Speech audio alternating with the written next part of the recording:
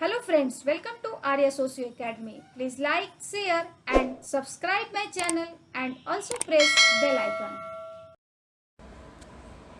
Hello everyone, welcome to our channel Arya socio academy. यह चैनल समाजशास्त्र से संबंधित है और यहाँ हम समाजशास्त्र के महत्वपूर्ण बिंदुओं को नई सोच और नए तरीके से अध्ययन करते हैं। तो चलिए शुरू करते हैं आज के एमसीक्यू का क्वेश्चन नंबर 1। मुस्लिम में पति पत्नी की पारस्परिक सहमति से होने वाला तलाक है ए मुबारत, बी इला, सी खुला, डी तलाक़े अहसन। तो यहाँ जितने भी वर्ड्स दिए गए हैं ये सभी क्या हैं, तलाक के प्रकार हैं। तो यहाँ पूछ रहा है कि पति पत्नी की पारस्परिक सहमति से जो तलाक होता है वो होता है तलाक़े मुबारक। यहाँ पति पत्नी की आपसी सहमति से यह तलाक होता है। इला में आपको होता है कि पति इसमें खुदा की कसम खाकर कहता है कि वो 4 महीने तक या उससे अधिक पत्नी के साथ सहवास नहीं करेगा। यदि वह ऐसा करता है तो तलाक हो जाता है। तो यहाँ 4 महीने की बात होती है। तलाक़े खुला, इसमें होता है कि पत्नी पति से बिना किसी मेहर के तलाक की इच्छा रखती है और कहती है कि तलाक होने पे उससे मेहर वापस नहीं लेगी, या पत्नी द्वारा प्रस्ताव रखा जाता है, तो यह है तलाक़े खुला। तलाक़े अहसन ये होता है कि पति पत्नी के तुहर अर्थात जो मासिक धर्म होता है उसके समय एक बार ही में घोषणा कर देता है तलाक की, तो उसे तलाक़े अहसन कहते हैं। एक और होता है तलाक़े हसन, जिसमें पति पत्नी के 3 तुहर पर अर्थात 3 मासिक धन पर 3 बार घोषणा करता है, उसे हम तलाक़े हसन कहते हैं। तो ये सारे तलाक के प्रकार हैं। तो फर्स्ट का आंसर हम लोगों ने देख लिया यहाँ ए। नेक्स्ट क्वेश्चन नंबर 2, प्रतिलोम विवाह कहते हैं।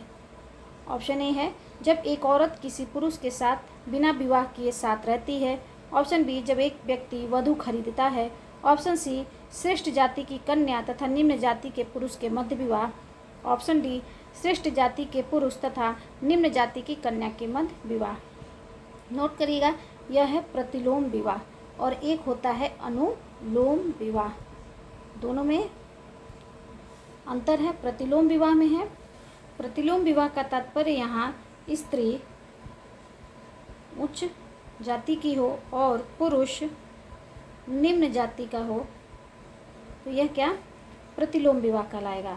इसके विपरीत यहाँ अनुलोम विवाह में स्त्री निम्न जाति की हो और पुरुष उच्च जाति का हो, तो यह अनुलोम विवाह कहलाता है। तो ऑप्शन हम लोग देख लेंगे। क्वेश्चन पूछ रहा है प्रतिलोम विवाह किसे कहते हैं। जब एक औरत किसी पुरुष के साथ बिना विवाह के साथ रहती है तो यह विवाह का मान्य प्रकार नहीं है। जब एक व्यक्ति वधू खरीदता है तो यह वधू मूल्य कहलाता है। ऑप्शन सी कह रहा है श्रेष्ठ जाति की कन्या तथा निम्न जाति के पुरुष के मध्य विवाह, यह बिल्कुल सही है। तो हमारा प्रतिलोम विवाह का आंसर यहाँ मिल गया सी। और श्रेष्ठ जाति के पुरुष तथा निम्न जाति की कन्या के मध्य जो विवाह होगा वो क्या होगा, अनुलोम विवाह। तो 2 का आंसर हम लोगों ने देख लिया यहाँ सी। नेक्स्ट क्वेश्चन नंबर 3, मुस्लिम वधू को दिया जाने वाला क्या कहलाता है। मुस्लिम वधू विवाह के समय वधू को जो दिया जाता है उसे हम क्या कहते हैं, उसे हम मेहर कहते हैं। दहेज हिंदुओं में चलता है। वधू पक्ष द्वारा वर पक्ष को दिया गया गिफ्ट दहेज कहलाता है। वधू मूल्य मुख्य रूप से यह जनजातियों में देखने को मिलता है, जो कि यह जनजातियों में पाया जाता है। वर पक्ष द्वारा वधू को लेने के लिए कुछ भेंट देना पड़ता है, उसे हम वधू मूल्य कहते हैं। और मुआवजा तलाक के समय होता है। तो यहाँ 3 का आंसर हम लोगों ने देख लिया यहाँ सी। नेक्स्ट क्वेश्चन नंबर 4, हिंदू धर्मशास्त्र निषेध करता है ए सगोत्र, बी सप्रवर, डी इनमें से सभी। तो यहाँ हिंदू धर्मशास्त्र के अनुसार देखेंगे तो यह सगोत्र, सप्रवर और संपिंड सभी की मनाही करता है। तो ये अर्थात हमारा 4 का आंसर होगा यहाँ डी, सभी को यह निषेध करता है, मना करता है। लेकिन हिंदू विवाह अधिनियम 1955 आया जिसमें कि तलाक की भी व्यवस्था हो गई और सप्रवर और सगोत्र विवाह की मान्यता मिल गई, सपिंड विवाह की मान्यता नहीं मिली है।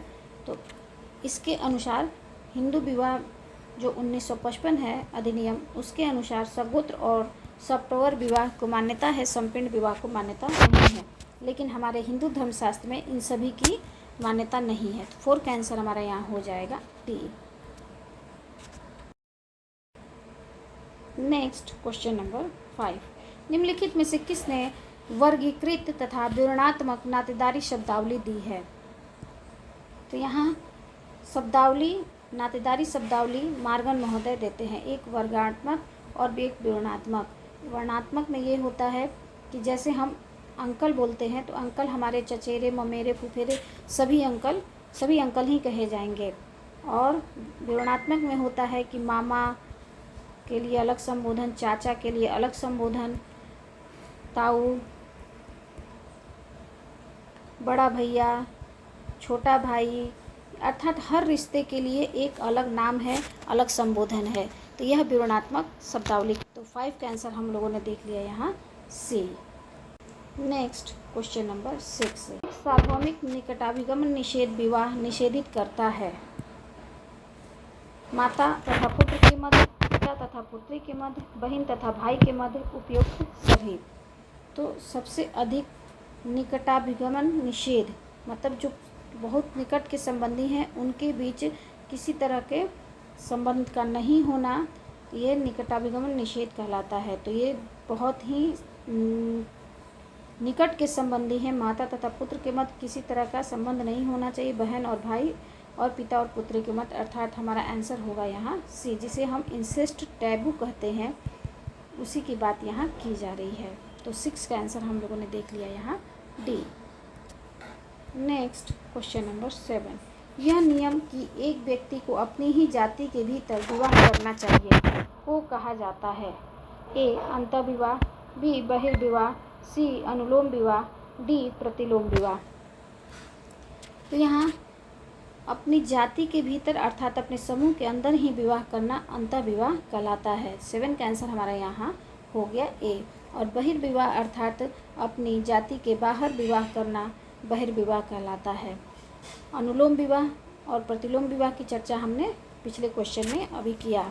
तो यहाँ 7 का आंसर हमारा यहाँ हो जाएगा ए।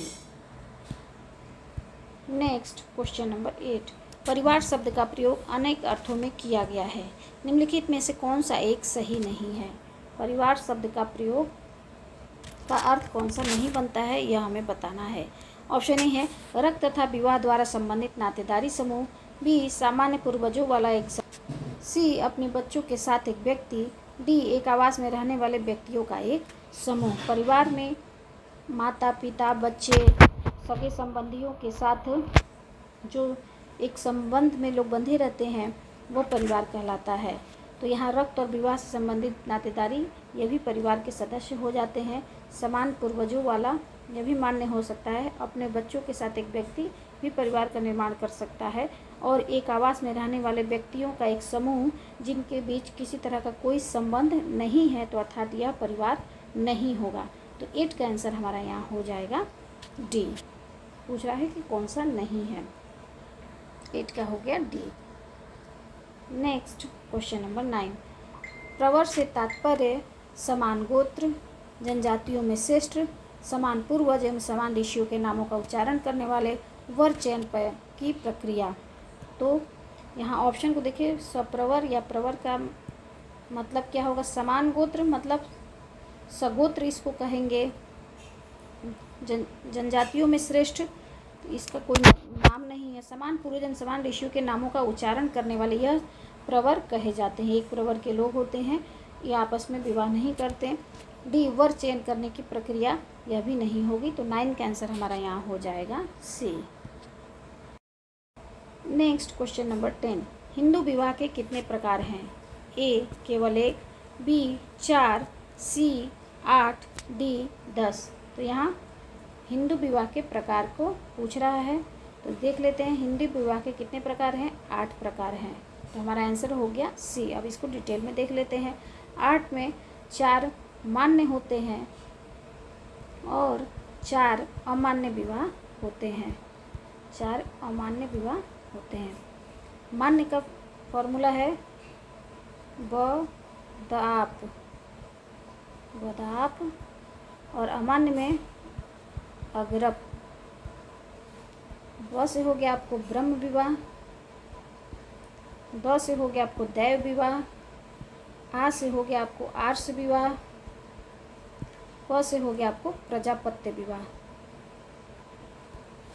और यही अ से हो गया आपको असुर विवाह,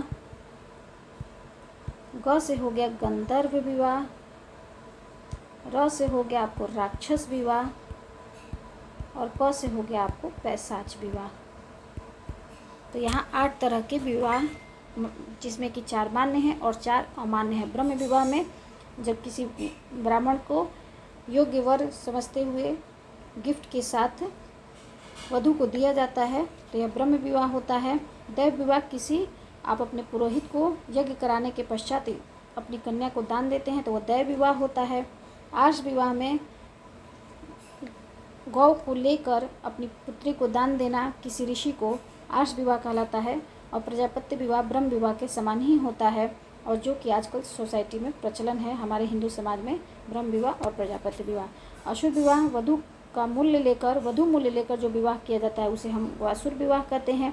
गंधर्व विवाह वह विवाह है जिसमें प्रेम, लड़का लड़की प्रेम करता है और उसके पश्चात वो भागकर या बिना समाज की मर्जी से जो शादी करते हैं वो गंधर्व विवाह कहलाता है। राक्षस विवाह में किसी भी कन्या को उसके परिवार वालों को मारकर या उसको अगवा करके उससे विवाह करना राक्षस विवाह कहलाता है। इसे ही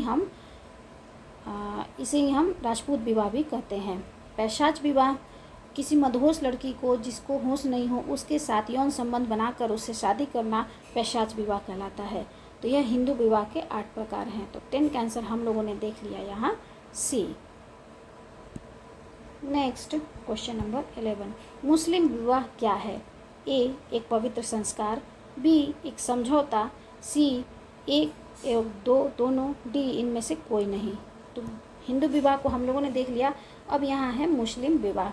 मुस्लिम विवाह क्या है? एक तरह का समझौता है, क्योंकि यहाँ मेहर की व्यवस्था है, यहाँ तलाक की व्यवस्था है, और इनके कहें मुस्लिम विवाह का मुख्य उद्देश्य इनका सरद है। फर्स्ट नंबर पे इनका सेक्स होता है, सेकंड नंबर पे ये रिप्रोडक्शन को रखते हैं, और थर्ड नंबर पे ये इनका धर्म होता है, अर्थात बच्चों को जन्म देने के बाद से उनकी पालन पोषण करना यह धर्म होता है। वही हमारे हिंदू में इसे पवित्र संस्कार माना गया है, क्योंकि केम कपाडिया ने इसे प्रस्तुत किया है और बताया है कि हिंदू विवाह क्या है, एक संस्कार है। यह क्यों संस्कार है? क्योंकि इसका जो उद्देश्य है, इसका उद्देश्य होता है DPR, इसका उद्देश्य DPR होता है। पहले धर्म होता है, फिर प्रजा होती है, फिर रति होता है।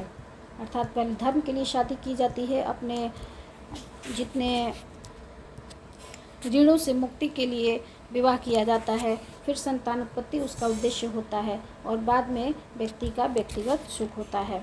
तो इसलिए मुस्लिम विवाह क्या है? एक समझौता है। यह 1939 में मुस्लिम विवाह अधिनियम आया था। 11 का आंसर हम लोगों ने देख लिया यहाँ बी। आई थिंक विवाह से संबंधित जो आज का MCQ है वो आप लोग के लिए हेल्पफुल रहा होगा। थैंक यू, धन्यवाद।